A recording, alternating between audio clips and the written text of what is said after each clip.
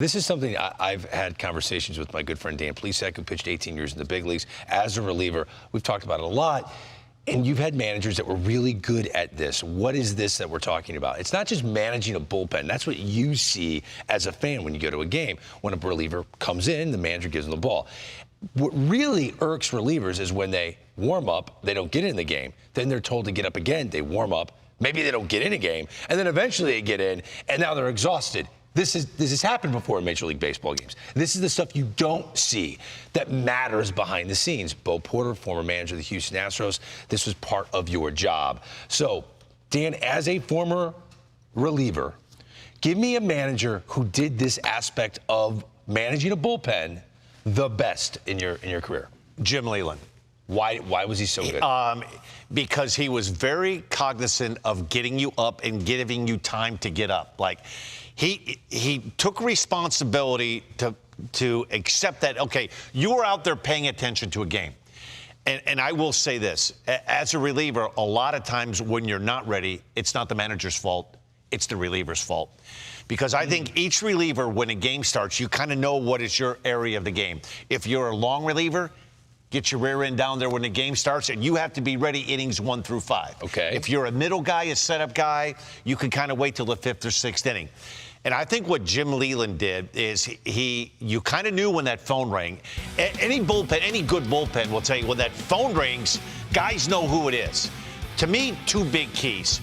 Try not to warm up a reliever more than twice during a game. Okay. So if you get a guy up hot in the 5th inning and then he sits back down, and then you get him back up in the 7th inning, a pretty good idea, try to get that guy in that game a second time. Now, it doesn't always work that way. But what good managers do and good bullpen coaches do, Bo Porter would call down and say, you were the bullpen coach, hey, get Dan up, but just tell him to get loose, don't get hot.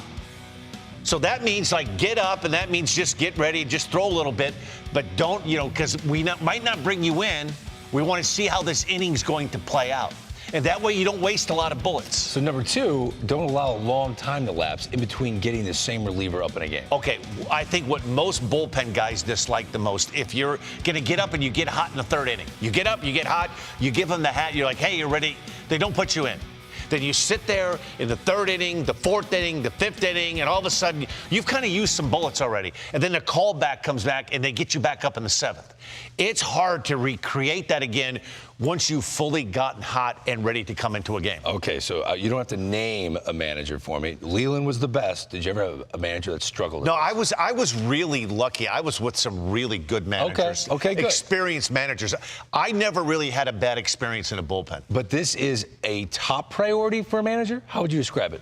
It's probably the number 1 priority for a manager, because your biggest decision in the game is when you take the pitcher out of the game, whether it's the starter or bringing in another reliever. And even when you listen to Dan give his observation of going to the bullpen, it just tells you how important it is to your ball club. That's why, like, for me, when I start to think about managing a bullpen, it's something that from the beginning stages of me being a manager, as I grew as a manager, this is an area that I was very focused on getting better at. The first thing you want to do is you want to match your guys up better. You want to put them in position to be successful. So you want to know your relievers. If I had Dan down in my bullpen and I know that, he dominates left-handers, why would I bring him into a situation where he's going to face 3 righties? Makes sense. So my job is to make sure that I match him up. And I could not agree with you more, Dan. If you get a guy warmed up, you want to make sure that you do not warm him up twice. So I'm in total agreement with that. If I get a guy up once and I sit him back down, when we call down the next time, he's going into the game. The next one for me is I try to stay away from using a guy 3 days in a row. And the reason you want to try to stay away from using a guy 3 days in a row is because you understand the wear and tear of using a guy 3 days in a row means that he got up 3 times and he got into the game 3 times. So you start to look at that, that's almost like 4 appearances, consecutively. The next one for me, which it's really big because you really can't quantify it, it's red line pitches. And I always track this. When I mean by red line pitches, meaning the stress of the inning. What is the leverage here? What hitters did he face? Did he go through the middle of the lineup and it was 22 pitches and it was man on second and third. He had to strike this guy out. He gets to the dugout, and now that guy takes a big sigh of relief like, oh, I got it done. The last thing you want to do is send that guy back out there because he had the sigh of relief. Not all pitches are created equal. Exactly. I love and that. The last one, which is probably the biggest one of all, the manager has to communicate with his relievers. It's the satellite, it's the one area of the field that is a satellite location. That's why, to me, your most important hire as a manager is your bullpen coach. Not your bench coach? No, the bench coach is right next to me. Okay. It's the bullpen coach because he's the only coach that is on an island by himself away from everybody else. It's the number one place where fires start on a team. They start in the bullpen, they end up in the clubhouse. If you don't have the right leader of men in your bullpen, it can tear your team down, especially if things don't go accordingly. If you're getting guys up too early or too late, and those conversations start down in the bullpen, before you know it as the manager, you have a fire on your hand. My biggest pet peeve in a bullpen, and I did this for a living for 18 years, and I was adamant about it towards the end of my career, let's say the last 8 or 9 years. There is no excuse for a reliever to be out there sitting, the phone rings and Bo says for you to get up. You don't know where your glove is, you haven't stretched yet, you don't know where your ball is. They call down and say, hey, Greg, get up. And you spend 2 minutes looking for your glove. You're going to do this and stretch. Wait, this happens? Pet peeve of mine. So you saw this happen a lot. I would say to you, if that happened, I said, let me tell you something. I live out here in the bullpen. You can't continue to do this. You need to be ready. You have to assume when that phone rings, if it's at your part of the game, you better have your stretching done, bring your tubings, bring your weights, whatever you got to do. Do your sit-ups, do your push-ups.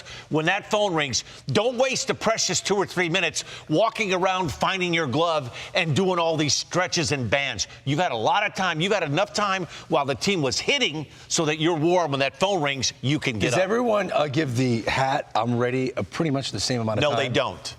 And is that important for a manager to know? It is. And you know as a manager, when you've had a guy up and you're like, hey, is the guy ready? You know he's out there.